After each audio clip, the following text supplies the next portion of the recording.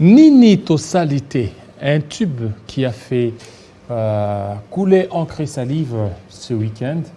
Et le social et l'insécurité, les Warriors face à l'épreuve. Nous allons parler avec Ngoï Kassandi. Bienvenue. Merci Jean-David. Voilà, messieurs les députés nationaux, les tubes Ninitosalité, ça vous a interpellé, que vous avez à faire par rapport aux attentes de la jeunesse qui n'arrivent toujours pas. Bien sûr, les attentes de la jeunesse, les jeunes ont raison de se demander ce qui ne va pas au regard des espoirs suscités par l'avènement de Félix-Antoine Tshisekedi Tshilombo à la tête du pays. Et donc, ces espoirs,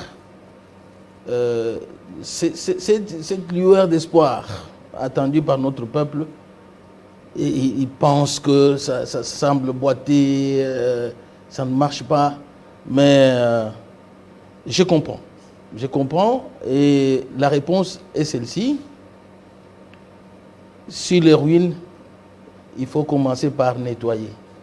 Quand vous voulez une nation ravagée par la guerre, ravagée par les détournements de fonds, à l'époque de Mobutu, il n'y avait plus de banque. On faisait la planche à billets et tout ça. Donc, toutes ces périodes de guerre, de destruction, de détournement des deniers publics, il faut commencer par nettoyer. C'est ce que Félix-Antoine Tshisekedi Tshilombo est en train de faire. Nettoyer et poser les jalons et construire. Vous-même, vous avez reconnu, il y a d'autres qui voient de la manipulation derrière ces jeunes. Non. Écoutez, si vous savez bien, la population on croit que c'est du tic au tac. Donc jusque-là, les 3 ans, c'est un échec, non? Ce ne sont pas des échecs. Il n'y a pas d'échec, le 3 ans? Il n'y a pas d'échec. Sous le plan social? Il y a un grand travail qui s'abat. Oui. Il fallait assainir les finances publiques. C'est ce que l'IGF est en train de faire avec brio. La maximisation des recettes de l'État. En recettes propres, le ministre des Finances a annoncé la mobilisation pour la toute première fois. Avec trop de voyages, 117 voyages, c'est trop. Comment vous allez maximiser toutes ces recettes-là? Mais 117 voyages pour un pays qui était en isolement diplomatique. Oui, est-ce qu'il fallait nécessairement voyager? Il fallait nécessairement faire les 117 voyages? Mais il fallait une haute diplomatie au niveau de la plus haute autorité du pays pour remettre le pays dans l'orbite. Avec un dépassement budgétaire selon l'ODEP de 100 millions de dollars, c'est beaucoup. Mais écoutez, on parle, maintenant on sait quand même qu'il y a dépassement, qu'il y a des avancées. Il y a dépassement budgétaire, l'ODEP en a relevé 100 millions, c'est beaucoup. Alors qu'on devrait peut-être canaliser ça dans l'agriculture et dans autre chose. Il faut savoir que l'état d'urgence n'était pas prévu dans le budget. Vous voyez? C'est un cas de force majeure qui est arrivé, qui a obligé le gouvernement de décréter l'état d'urgence. Et pour l'OGDEP, comme vous l'avez dit, ils croient que les dépassements, c'est quand les rubriques budgétaires prévues pour soit la construction, soit pour la réhabilitation, ainsi de suite, on puise où pour trouver les recettes afin de mener cette guerre ici. Donc, quand il y a des dépassements dans les rubriques budgétaires, on parle de dépassement d'autant de millions. Mais cet argent est affecté où? L'argent est affecté pour l'état d'urgence, pour des priorités qui n'étaient pas prévues dans les rubriques budgétaires. Oui, mais des voyages... Ce n'est pas dans les voyages.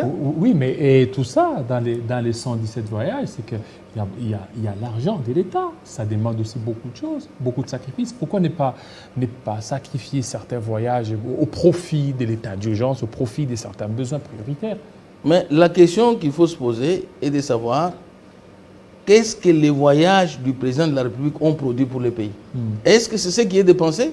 Il y a les milliards de dollars. Nous avons 1,5 milliard de FMI.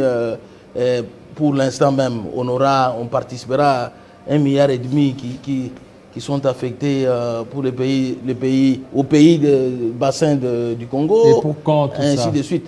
C'est en train de tomber. Oui, mais il y a toujours trop de promesses, mais jusque-là, ça traîne. C'est en train de tomber. Le pays est en train de marcher. Je vous ai parlé de 4,6 milliards $, qui sont mobilisés par les régies financières. C'est pour une première en République démocratique du Congo, en recette propre. Ça veut dire que ça marche. Aujourd'hui, les salaires des fonctionnaires et travailleurs, c'est en marche. Donc, le pays est en train d'aller de l'avant. Hein? Donc, ces voyages, il les fallait parce que notre pays était totalement en isolement politique, en isolement diplomatique. Et là, il fallait faire le 117 voyages. Mais, dans 3 ans. Et dans les 117 voyages, c'est qu'on s'est rendu compte qu'il y a plus d'une année, c'est comme si c'est une année, selon l'estimation de l'ODEP, une année où le chef de l'État est toujours en voyage. Mais écoutez, ne me dites pas que les 100 millions de dépassements budgétaires s'étaient affectés au voyage du président. Non. Le président peut voyager. Savez-vous combien de fois le président américain voyage? Si vous suivez bien. Il est tantôt en Chine, tantôt en Australie, tantôt en Nouvelle-Zélande, tantôt en Europe. Vous savez combien de fois il voyage? Mais vous n'allez pas dire que le président des États-Unis, dans son mandat, il peut faire plus de 100 voyages? Oh Mais d'abord, le pays lui-même, hein, ce sont des États. Combien de fois il voyage? Non. À travers les États? Là, c'est en interne. Bon, vous parlez beaucoup maintenant, plus allons-y, ces voyages qu'il fait et aussi, par-ci, par-là. jusque-là, il y a certains coins qui, jusque-là, n'ont jamais vu le président de la République. Au niveau du Kasaï, le président de la République n'est toujours pas là. Il ira. Au niveau du Kasaï, au niveau de Bandundu. Le président de la République est bien... À l'Équateur, ils attendent aussi les présidents là-bas. Le président de la République est toujours présent. Il est représenté, bien représenté. Vous savez que les gouverneurs de province sont les représentants personnels du président de la République. Donc, de ce fait, il est connecté et il sait quand il ira. Et il y a un travail qui se fait, parce que le président de la République, quand il arrive, c'est pour des solutions. Ce n'est pas pour des promesses. Et dans ces provinces-là, il y a un travail intense qui s'effectue.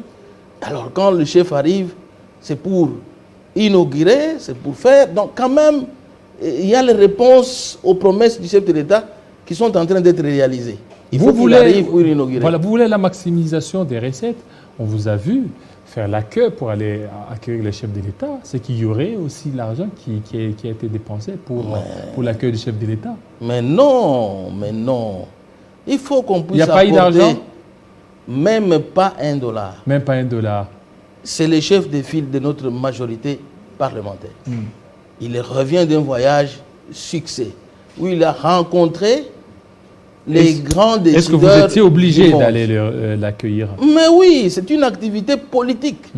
Une activité politique où nous savons, nous, majorité parlementaire, pourquoi nous avons exécuté, nous avons effectué cette activité politique. Cette activité politique où notre leader, les chefs de la majorité parlementaire revenaient.